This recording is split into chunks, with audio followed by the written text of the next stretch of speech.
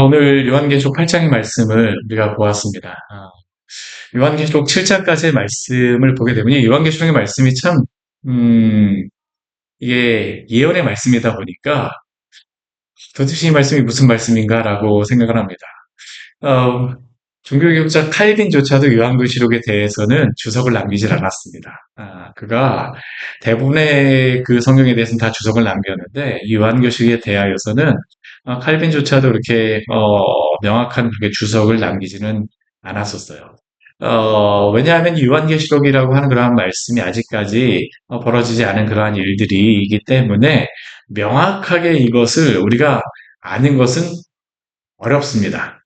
그래서 우리가 이 말씀을 제가 뭐 계속, 이제 앞으로 전하게 되겠지만, 요한계시록 하게 되면 우리가 많이 관심을 두는 게 어떠한 건가요? 아, 천년왕국에 대해서 많이 이야기를 하잖아요. 그렇죠. 뭐 전천년설이냐, 역사적인 전천년설이냐, 뭐 세대주의 전천년설이냐, 구천년설이냐, 무천년설이냐, 뭐 여러 가지 많은 것들이 있습니다. 근데 저는 그러한 것들 뭐 우리가 명확하게 아는 것도 중요하지만 사실은 그거는 우리가 명확하게 알 수가 없어요. 솔직히 우리는 명확하게 알 수는 없습니다. 그래서 우리가 신학적으로 보게 되면요, 신학자들이 많은 것들에 대해서는 명확하게 이야기하지만 그 부분에 대해서는 명확하게 이야기를 하지 않아요. 그래서 굉장히 많이 열어두고 있습니다. 열어두고 있어요. 그 천년설에 대해서는 무엇이라고 하고 이단으로 다 그렇게 정죄를 하지는 않습니다. 그런데 좀 위험한 천년설들이 있습니다. 이거는 성경적으로 좀 맞지 않구나라고 하는 그러한 것들이 있는데 저는 이 요한계시록 말씀을 보면서 제가 뭐 천연설에 대해서 강조하기보다는 성경에 나와 있는 그 말씀들을 그대로 가지고 우리가 이 말씀을 이해할 수 있으며 이해하면 참 좋겠다는 그런 생각을 하면서 이 말씀을 나누고 있습니다. 근데 이 말씀을 보게 되면요, 우리가 물론 주님께서 감추신 것들에 대해서 우리가 알 수가 없습니다. 신명기 29장 29절 말씀 보게 되면 하나님께 감추어진 것은 영원히 그에게 하나님께 속해 있지만 우리에게 나타난 것은 영원히 우리에게 있다라고 말씀하셨거든요. 그러니까 우리에게 나타난 것, 우리에게 보여주신 것은 영원히 우리에게 알려주신 것입니다. 그러니까 이 요한계시록 말씀을 통해서 우리가 분명히 알 수 있는 그러한 부분들에 대하여서 우리가 깨닫고 알고 이해하려고 하는 것들은 필요합니다. 그러나 그것을 너무 넘어서 갖고 곡해해 갖고 이해를 하게 되면요, 이 요한계시록에서 다 대부분 이단들이 어디서 나오냐면 이 요한계시록에서 나옵니다. 뭐 1992년도에 다미 성교회도 했었지만 우리나라 지금 뭐 크다라고 하는 이단들은 다 이 요한계시록 그리고 창세기 뭐 비걸 가지고 나오면 1장서부터 11장 가지고 뭐 이야기 막 지어내고 있고요. 요한계시록 뒤에 말씀을 가지고 막 지어내고 있습니다. 우리 오늘 새벽 말씀에서 우리 14만 4천 명에 대한 그런 말씀을 보았었는데요. 이 14만 4천 명 하게 되면 딱 뭐가 생각납니까? 신천지 생각나잖아요. 그렇죠. 신천지.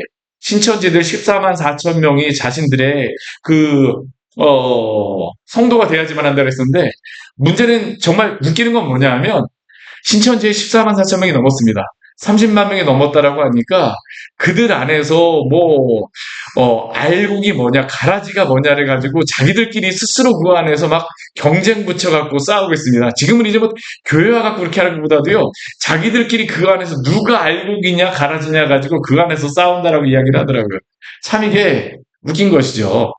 근데 우리가 이 앞에 7장 말씀이 이 신천지가 이야기하는 그 중요한 14만 4천 명에 대해서 이야기를 하고 있거든요. 근데 요한계시록 보게 되면 이 7장 말씀에만 나오는 게 아니라 14장 말씀에도 이 14만 4천 명에 대한 그런 말씀이 나오고 있습니다. 근데 이 14만 4천 명을 말씀하는 이유가 무엇일까요? 사실 이 14만 4천 명이 나온 이유라는 게 굉장히 중요합니다. 이게 14만 4천 명이 그냥 나온 게 아니고 이게 앞에 그 일곱인 재앙을 말하는 가운데에 여섯 인까지의 그런 말씀이 끝나고 나서 이 일곱 그 인의 오늘 말씀 일곱 번째 인에 대해서 말씀하는 건데요. 여섯 번째 인까지 말씀하고 나서 이 여섯 번째 인까지의 그런 말씀은 앞에 네 가지는 네 말을 탄 자가 나와요.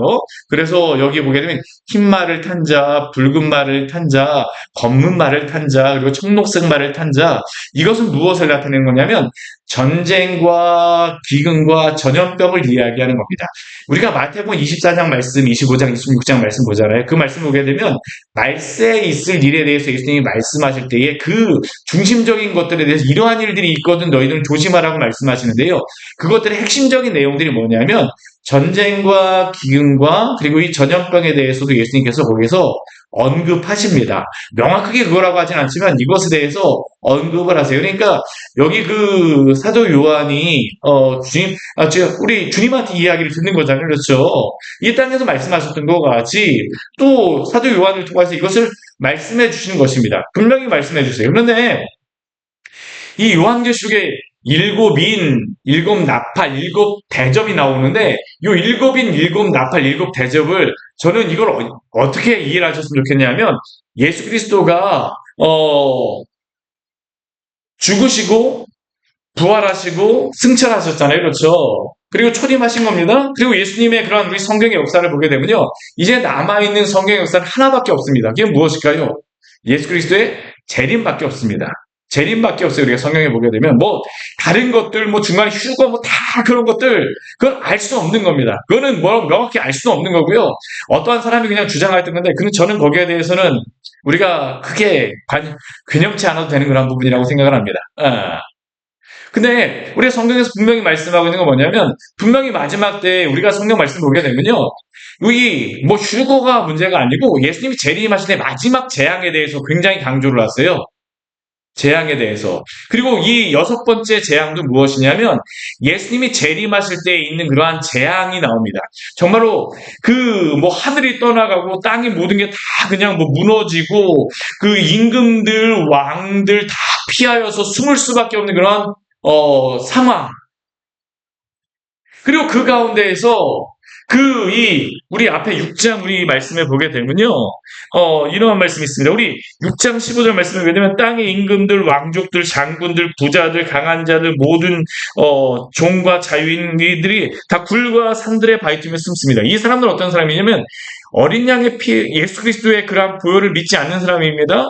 불신자들입니다. 그러니까 이들은 이러한 그 재앙이 오니까 두려워서 숨을 수밖에 없어요. 근데 이들이 정말로 두려워하는 것은 무엇일까요? 그 뒤에 보게 되면 16절 말씀을 보게 되면 이렇게 말씀합니다. 6장 16절 말씀을 보게 되면 이렇게 말씀합니다. 같이 한번 읽어볼까요?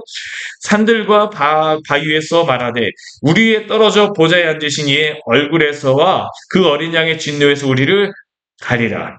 산들과 바위에게 말합니다. 뭐라고 말하냐면 그 산하고 바위가 나한테 떨어졌으면 좋겠다는 겁니다.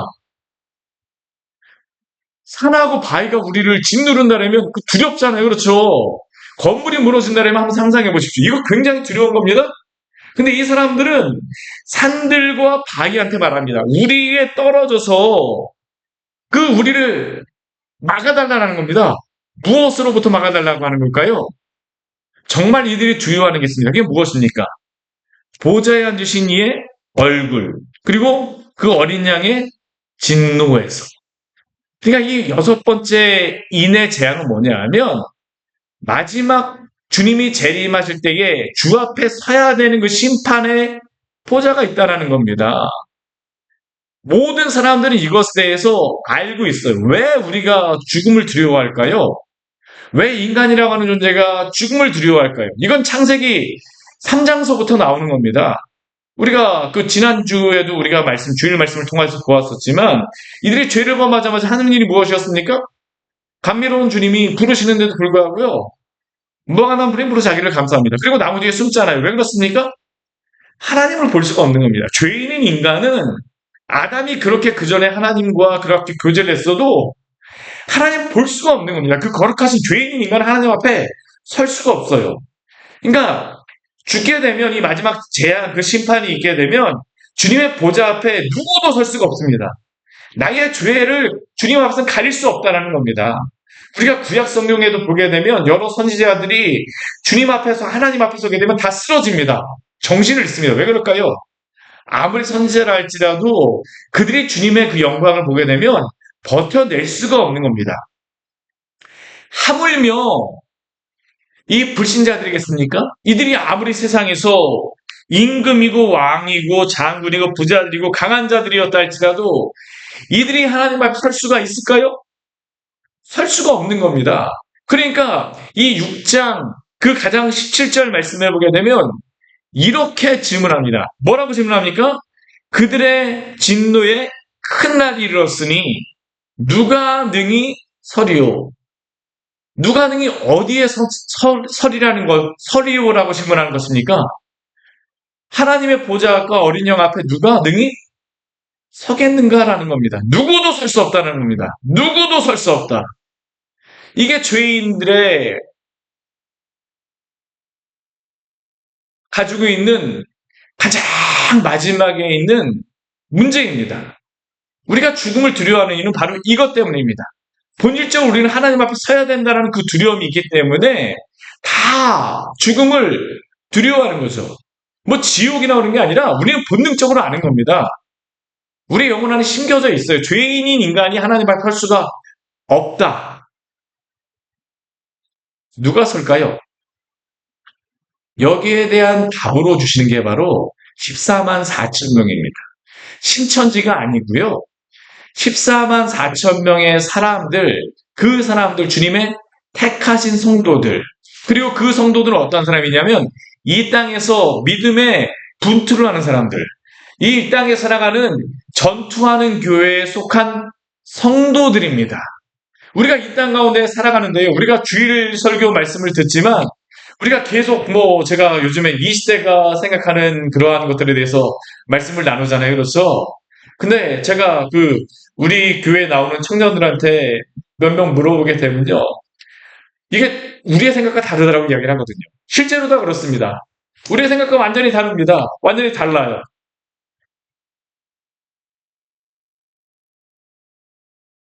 우리의 생각하고 다른 이 시대 가운데에 누가 하나님 앞에 설 수 있겠습니까?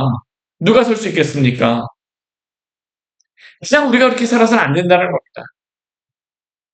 우리가 이 땅에서 그냥 이 시대를 둥둥 그냥 떠나가면서 살아가면 안 돼요. 어떻게 될까요? 거슬려야 됩니다. 그러니까 우리가 하나님의 백성으로 살아가려고 하게 되면요. 거스를 수밖에 없습니다. 시대를 거슬러야지만 하나님의 백성으로 살아갑니다. 시대를 거스른다는 것은 무엇입니까? 전투해야 된다는 겁니다. 그래서 우리의 믿음의 선배들은 전투하는 교회를 굉장히 강조했습니다. 요한계시록 말씀에 보게 되면요. 7교회가 다 뭐냐면 전투하는 교회들이었습니다. 이단들이 창궐하고 그 사탄의 회중에 막 있다라고 하는 그러한 상황 가운데에서 박해 가운데에서 그리고 또 여러 가지 어려움 가운데에서 그러한 상황 가운데 어떻게 그들이 신앙을 지킬 수 있습니까? 전투하는 겁니다. 주님께서 그 교회 가운데서 거니신다라고 하지만 그 성도들은 그 교회 안에서 전투하는 겁니다. 그 가운데 주님께서 위로하시는 거죠. 전투하는 교회 성도들. 그 사람들이 누구입니까? 이 땅에 살아가고 있는 14만 4천 명이라는 겁니다. 그 14만 4천 명을 어떻게 생각하면 좋냐면요. 12 곱하기 12 곱하기 1000이 바로 이 14만 4천 명입니다. 이 12는 요한계시록에 보게 되면 뭐로 나오냐면 구약의 12지파를 이야기하는 겁니다. 그래서 우리 7장 말씀에 보게 되면 12지파가 나와요. 12만 명씩. 그리고 또 12는 뭐냐 하면 12사도의 이름이 또 우리 요한계시록 뒤에 보게 되면 12지파와 12사도의 그러한 이름이 다 24 장로들 나오잖아요. 이게 다 그거를 나타내고 있는 겁니다. 구약과 신약의 그 모든 성도들, 거기에 1000이라고 하는 숫자는 뭐냐면 우리가 구약에서는요. 이 사람들이 1000 넘어가게 되면 세질 않았습니다. 그냥 많은 수입니다. 그냥 1000이라고 하는 수는 엄청나게 많은 수입니다.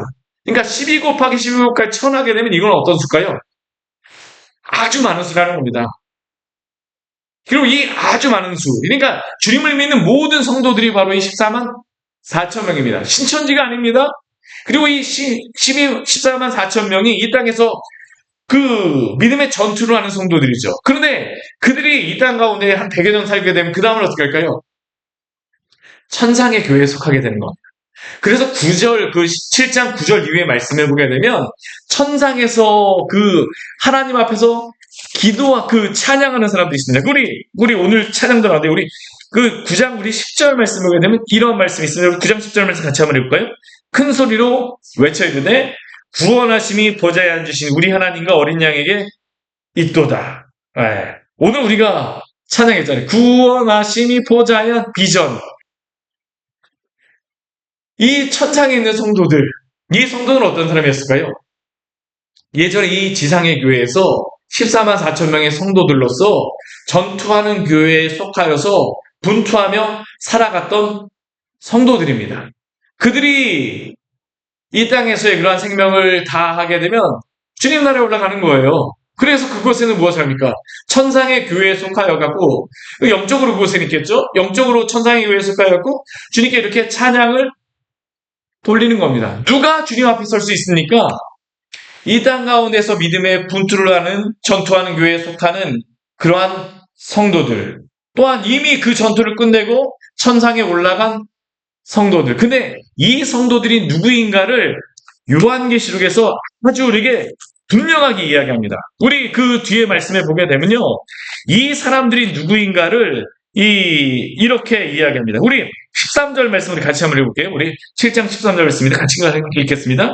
장로 중 하나가 응답하여 나에게 이르되 이 흰옷 입은 자들이 누구며 또 어디서 왔느냐. 이 천상에 속한 사람들이 흰옷을 입고 주님 앞에 이렇게 찬송을 하고 있거든요. 우리 그 9절 말씀에 오게 되면 각 나라와 족속과 백성과 방언에서 아무도 능히 셀 수 없는 큰 무리. 아까 14만 4천 명이 사실 여기서 이야기 또 다시 하고 있는 겁니다. 천상에 속하 있는. 근데 여기에 이스라엘 지파를 이야기하지 않습니다. 여기에는요, 우리 앞에 있는 이 12지파가 나오지만 이스라엘에 지금 12지파 없습니다.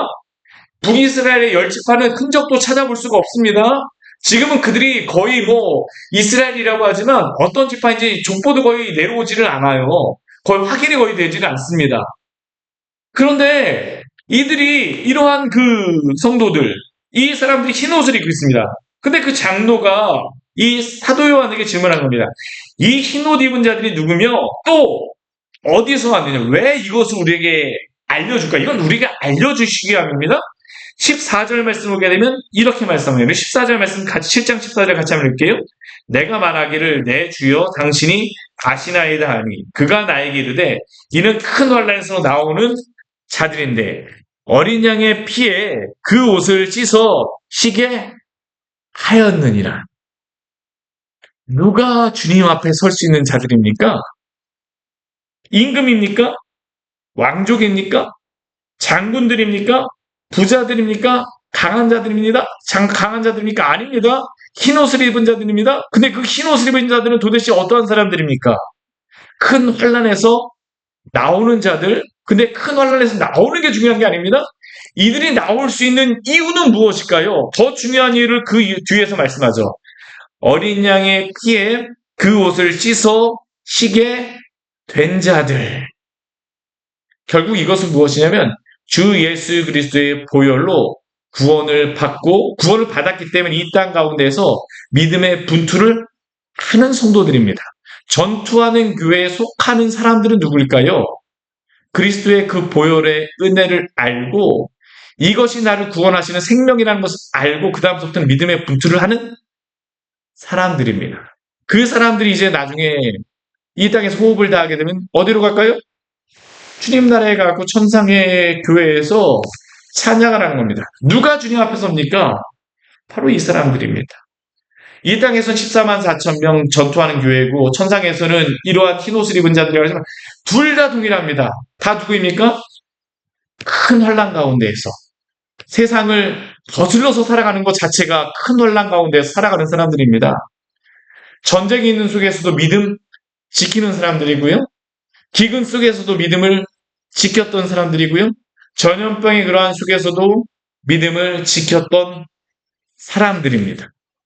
주님 때문에 큰 환란 가운데에서도 그들이 잘 싸워서가 아닙니다. 이것도 주님의 은혜 때문에 그렇게 되는 겁니다. 은혜 때문에. 그리고 나서 오늘 말씀이 무엇이 나오냐면 일곱째 인과 함께 일곱 나팔 중에 네 그 나팔을 오늘 말씀합니다.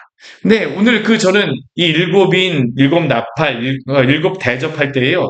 이것을 시간적인 순서, 일곱 인이 발생하고 일곱 나팔이 불고 일곱 대접이 이렇게 있다. 이렇게 생각하시지 않으셨으면 좋겠어요.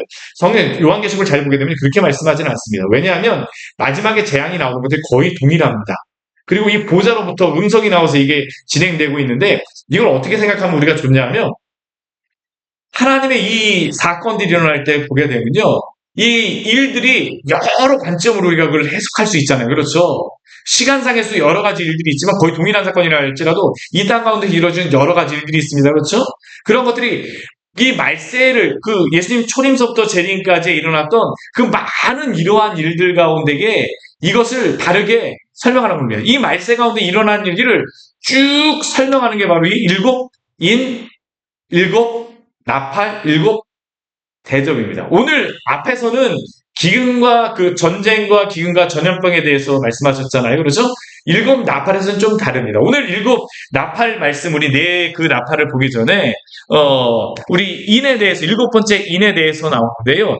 일곱 번째 인을 뗐을 때에 어떤 일이 벌어지냐면, 하늘이 반 시간쯤 고요하였다고 합니다. 하늘이 반 시간쯤 고요하였어요.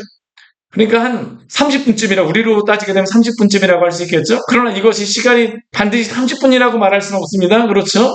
이게 상징적인 그러한 의미이기 때문에 이게 어떤 얼마만큼의 시간인지 모릅니다. 그러나 일곱째 일을 떼었을 때에 하늘이 반시간쯤 고요하게 이러한 그 재앙이라든가 이런 것들이 이루어지지 않고 고요한 그러한 시간이 있어요. 근데 그러한 때에 어떤 일이 벌어지게 되냐면 이 일곱인 같은 경우에는요.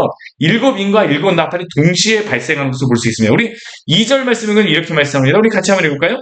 내가 봄에 하나님 앞에 일곱 전사가 서 있어 일곱 나팔을 받았더라. 그러니까 일곱인을 뗄 때에 일곱 나팔을 받는 이러한 일들이 동시에 벌어지고 있는 겁니다. 그렇죠? 네, 이런 일들이 벌어지고 있는데 근데 이 고요한 이유는 일곱 나팔 때문이 아닙니다.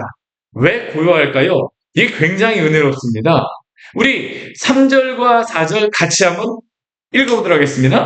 또 다른 천사가 와서 제단 곁에 서서 금향로를 가지고 많은 양을 받았으니 이는 모든 성도의 기도와 합하여 보좌 앞 금제단에 드리고자 함이라. 향연이 성도의 기도와 함께 천사의 손으로부터 하나님 앞으로 올라가는지라. 아멘. 왜 고요할까요? 하나님이 성도의 기도를 들으시는 시간입니다. 우리는 우리가 기도를 하게 되면 하나님이 내 기도를 들으실까? 이 환난 가운데서 여러 가지 고난 가운데 하나님이 내 기도를 들으실까? 근데 요한계시록이 우리에게 참 은혜가 되는 게 뭐냐면요. 하나님이 우리의 기도를 들으신다는 것을 이것보다 더 명확하게 말씀해주는 성경이 없습니다. 우리 이 말씀은 어디에 그 기도가 굉장히 많이 나옵니다. 우리 5장에서 이것을 말씀합니다. 우리 그 요한계시록 5장 말씀에도 보게 되면요. 8절 말씀에 보면 이렇게 말씀하고 있습니다. 우리 5장 8절 말씀 같이 한번 읽겠습니다. 그 두 마리를 취하심에 내 생물과 24장로들이 그 어린 양 앞에 엎드려 각각 검은고와 향이 가득한 금 대접을 가졌으니 이 향은 성도의 기도들이라. 이 하늘 성도의 모습을 보여주고 있거든요. 하늘 성소의 모습을 보여주고 있는데 하늘 성소에서 어떤 일이 벌어질까요? 일곱 인을 뗀다라고 하는 것은 역사가 이루어지는 겁니다. 재앙이 이루어지는 것인데 그러한 재앙이 이루어질 때 무엇을 하나님께서 하시냐면 무엇을 받으십니까? 성도들의 기도를 들으십니다. 우리 성막 말씀 보게 되면 이 향을 받아가잖아요. 이건 무엇을 이야기하는 거냐면 우리 성소 안에 일곱 금조 대 그리고 떡상 안에 언약궤가 있잖아요. 근데 이 지성소 들어가기 전에 그 큰 이렇게 휘장이 있는데 휘장이 두꺼운 휘장이 있는데 그 휘장 바로 앞에 있는 게 무엇입니까? 분향단이 있습니다. 분향단. 오늘 그 향으로부터 그 성도의 향연이 올라간다라고 하는 것은 바로 이 분향단. 우리 오늘 8장 3절 말씀에는 분명히 이것을 이야기하고 있어요. 보좌 앞 금 제단에 드리고자 함이라. 이 언약궤 같은 경우, 이 하나님의 그 언약궤가 하나님의 그 금보좌를 나타내고 하나님의 그 보좌를 나타내는 것인데 그 앞에 우리 분향단이 있는 것과 같이 여기에도 보게 되면 금 제단에 이것을 드리기 위하여서 이 성도의 기도를 가지고 올라가고 있는 것이죠. 그러니까 이게 성막 안에 있는 그러한 모습이 성소 안에 있는 모습이 그대로 펼쳐지고 있는 겁니다. 이 향은 기도를 의미합니다. 하나님은 기도를 들으세요. 그냥 들으시는 것도 아니고 세상에 많은 힘 있는 사람들은 아무리 뭐 가난한 사람들 뭐 한다고 해도 잘 들어주지 않잖아요. 오늘 뭐 민주주의가 발전해갖고 그나마 뭐 정치인들이 들어준다라고 이야기를 하지만 정말 우리가 부인할 수 없는 것 중에 하나는 뭐냐면 법이 완전히 공평하지 않은 그러한 부분들 우리가 보지 않습니까? 힘 있는 사람들에게는 법의 그러한 그 잣대가 훨씬 더 좀 넓게 보여지고 오히려 힘없는 사람들에게는 이 법의 자체가 훨씬 더 그걸 명확하게 적용하는 그런 것들을 볼 때 근데 아무리 이렇게 얘기해도 이게 잘 되어지질 않아요. 이게 세상입니다. 이 세상의 사람들은 자기의 필요에 맞게 자신의 그러한 해석에 맞게 그것을 하죠. 근데 우리 하나님 어떻게 하실까요? 이 천지를 만드시고 이 모든 것들을 운행하신 하나님이심에도 불구하고 오늘도 하나님께서는 당신의 성도들의 기도를 들으십니다. 영광의 주님께서 우리의 기도를 듣고 계세요. 고요한 가운데 듣고 계십니다. 하나님이 이 말세의 그러한 일들을 이루어 가시는 이 엄중한 순간에도 우리의 기도를 들어주신다는 겁니다. 그리고 5절 말씀에 이렇게 들어주는 가운데 우리 5절 말씀을 보게 되면 어떤 일이 벌어지는가 우리 같이 한번 읽어보겠습니다. 천사가 향로를 가지고 제단에 불을 담아다가 땅에 쏟음에 우레와 음성과 번개와 지진이 나더라. 우리 그 앞에서도 우리 말씀 보았었지만 지진 나고 우레와 음성과 번개는 다 어디로부터 나오는 겁니까? 보좌로부터 나오는 겁니다. 하나님의 보좌로부터 이러한 것들이 나오는데 이 기도를 그 제단에 불을 담아다가 이 향도를 가져다가 담아다가 쏟으니까 어떻게 합니까? 하나님의 보좌에서 이러한 일들이 일어나게 되어주는데 이건 뭐냐면 성도들이 기도하는 가운데 하나님의 역사가 일어난다라는 겁니다. 이것은 무엇을 우리에게 설명하냐면 성도들의 기도가 그냥 벌어지는 게 아니라는 겁니다. 하나님이 당신의 역사를 이루실 때에 하나님께서는 그냥 당신의 일들을 이루실 수 있음에도 불구하고 충분히 오늘도 성도들의 기도를 들으시며 또한 그것에 응답하시며 또한 그 기도에 따라 하나님의 그 주권과 섭리에 따라서 그 기도를 충분히 응답하시면서 당신의 일을 이루어 가심을 믿으시기를 바랍니다. 그렇기 때문에 우리는 기도할 수 있죠. 하나님은 결코 벽창호 하나님이 아니세요. 들어주신다는 겁니다. 들어주시는 심지어 이 땅을 심판하시는 가운데에서도 이 기도를 들어주시겠다라는 겁니다. 들어주시겠다면 이게 얼마나 우리에게 위로가 되어집니까? 그렇게 우리는 어떻게 될까요? 기도해야 합니다. 결코 포기하지 말고 주 앞에 기도하는 성도요 교회가 되어지기를 원합니다. 이것만큼 분명하게 우리에게 기도에 대해서 격려하는 말씀이 어디 있을까요? 저는 이 요한계시록 말씀이 마지막 때 우리에게 이게 교회 시대를 살아가는 그 모습이거든요. 이게 이렇게 분명하게 보여주는 말씀이 있는데 우리가 기도를 왜 해야 되냐라고 하게 되면 요한계시록 말씀 보게 되면 왜 우리가 기도를 해야 될까요? 우리의 기도를 들어주시기 때문입니다. 그리고 이 향로가 또한 그 하나님의 그러한 향로가 이 제단의 불을 담아다가 땅에 쏟았을 때에 이 어떠한 일들이 벌어질까요? 7나팔의 그러한 사건이 일어나게 되어집니다. 첫 번째는 우리 그 첫째 천사가 나팔을 불 때 우리 7나팔이라고 하는 것은 어떠한 의미가 있습니까? 우리 구약성들을 보게 되면 나팔을 우웅 하고 불잖아요. 그렇죠? 그것과 같이 이들이 나팔을 부는 겁니다. 이 나팔을 우웅 하고 불었을 때 어떤 일이 벌어지게 됩니까? 첫 번째 나팔을 불었을 때에 피 섞은 우박과 불이 나와서 땅에 쏟아졌다라고 이야기를 하죠. 땅의 심판이 내리는 겁니다. 그래서 어떤 일이 벌어지냐면 땅의 3분의 1이 타버리고 수목의 3분의 1도 타버리고 각종 푸른 풀도 다 타버렸다라고 이야기를 하죠. 곧 이 첫 번째 나팔은 땅에 대한 그러한 심판입니다. 우리 7위는 4분의 1이 이러한 일들이 벌어졌다고 하는데요. 우리 땅에 대하여서 이야기할 때에는 이것에 대할 때는 3분의 1, 점점 이게 좀 강력해지는 것들을 우리가 볼 수 있죠. 그렇죠? 땅에 이러한 그 3분의 1이 다 타버리게 되어집니다. 타버리게 되어져요. 그리고 또 우리 8절 말씀에 보게 되면 우리 두 번째 그 천사가 나와서 나팔을 붑니다. 나팔을 부니까 어떻습니까? 불 붙는 큰 산 같은 것이 어디에 던져집니까? 바다에 던져서 바다의 3분의 1이 피가 되었다라고 이야기합니다. 첫 번째는 무엇이 심판을 받습니까? 땅이 심판을 받아요. 땅의 재앙이 내리는 겁니다. 두 번째는 어디에 재앙이 내리는 겁니까? 바다에 재앙이 내리는 겁니다. 그리고 세 번째, 그래서 이 바다에 재앙이 내렸을 때 어떻게 되냐면, 우리 구절 말씀을 보게 되면, 생명 가진 피조물들의 3분의 1이 죽고, 배들의 3분의 1이 깨졌다라고 말씀합니다. 이 바다의 3분의 1이 지금 생명들과 그러한 것들이 다, 사라지게 되어지는 일이죠. 세 번째 천사가 나팔을 불었을 때는 이번에는 어떤 일이 벌어질까요? 우리 그 10절 말씀을 보게 되면, 아까는 바다에 그게 빠지는 겁니다. 근데 이 바다보다도 더 우리에게 힘든 게 뭐냐면 강들과 여러 물샘입니다. 여기에 그 세 번째 천사가 나팔을 불 때 큰 별이 하늘에 떨어져서 강들의 3분의 1과 여러 물샘에 떨어지게 되니까 이 별 이름이 무엇이라고 합니까? 쓴 쑥이라고 합니다. 물의 3분의 1이 쓴 쑥이 되면 그 물이 쓴 물이 되므로 많은 사람이 어떻습니까? 죽었다라고 이야기를 합니다. 물이 먹을 수 없는 물이 되어져 버렸다는 거죠. 민물이 이렇게 앞에는 바닷물인데요. 우리 뒤에 세 번째 물은 민물입니다. 정말 이게 더 뼈아픈 거죠. 3분의 1. 넷째 천사가 나팔을 불 때는 어떤 일이 벌어집니까? 해 3분의 1과 달 3분의 1, 별들의 3분의 1이 타격을 받아서 그 3분의 1이 어두워지고 낮 3분의 1은 비추임이었고 밤도 그러하였다라고 이야기합니다. 이게 근데 되게 그 의미가 있는 게 뭐냐면 우리 앞에 그 나팔이라든가 뭐 그런 것들을 보게 되면요. 이러한 그 3분의 1이 하게 되면 이 뒤에 보게 되면 해나 달이나 없어야 되잖아요. 그렇죠? 근데 그 뒤에 보게 되면 해가 달이 없어지는 건 아닙니다.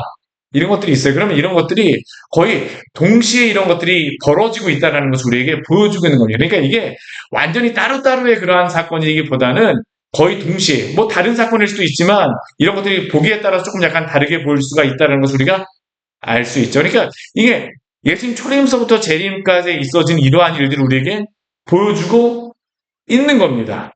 보여주고 있는 것이에요. 그러한 가운데 지금 보게 되면 그 공중에 날아가는 독수리가 어떻습니까?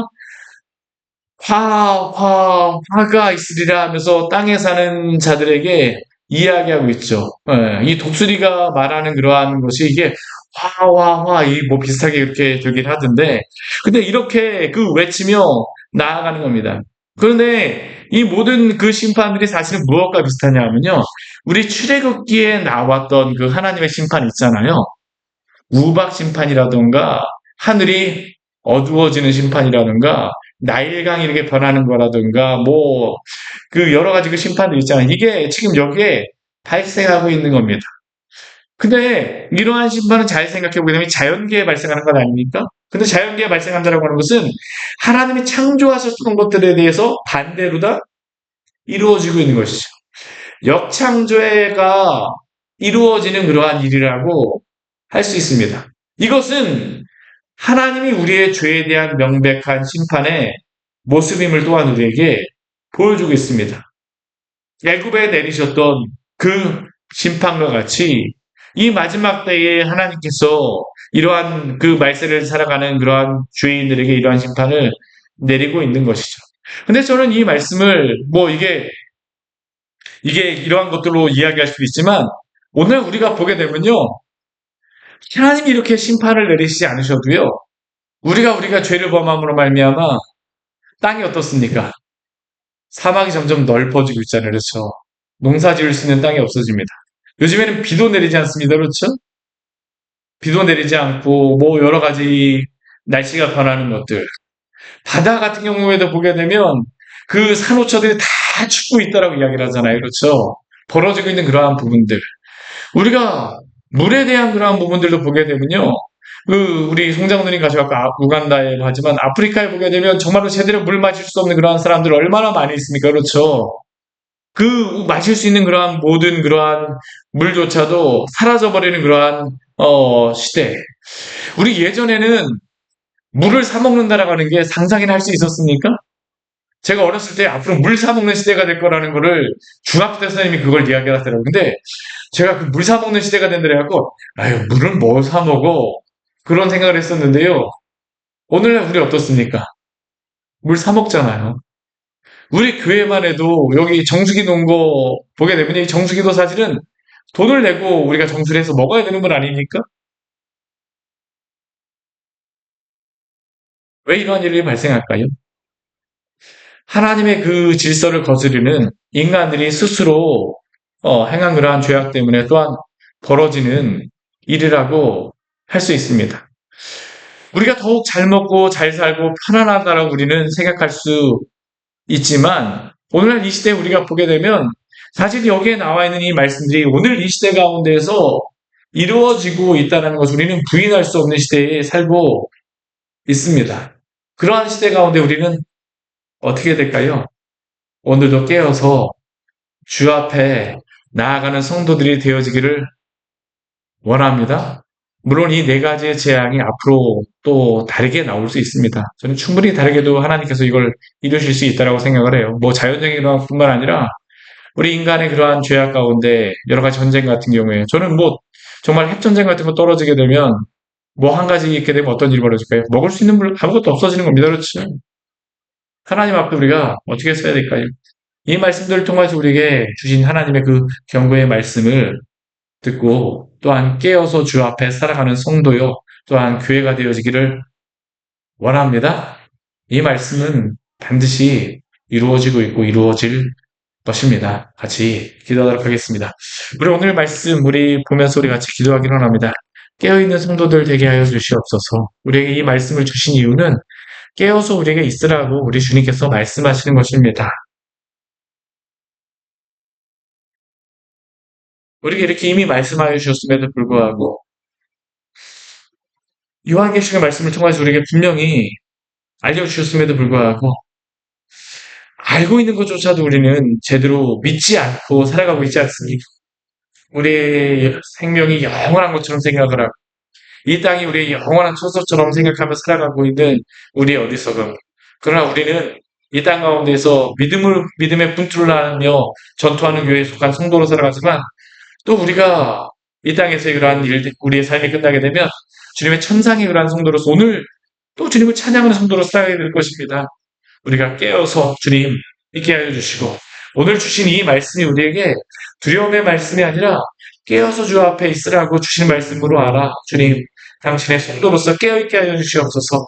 우리가 당신 앞에서 주님을 따르는 귀한 교회가 될 수 있도록 주의 은혜를 내려주십시오. 우리 주님 앞에 간절히 기도하도록 하겠습니다. 같이 기도하시겠습니다. 오늘 말씀을 통하여서 우리를 주님 하나님은 우리의 우리에게 내려주시고 귀한 은혜를 되시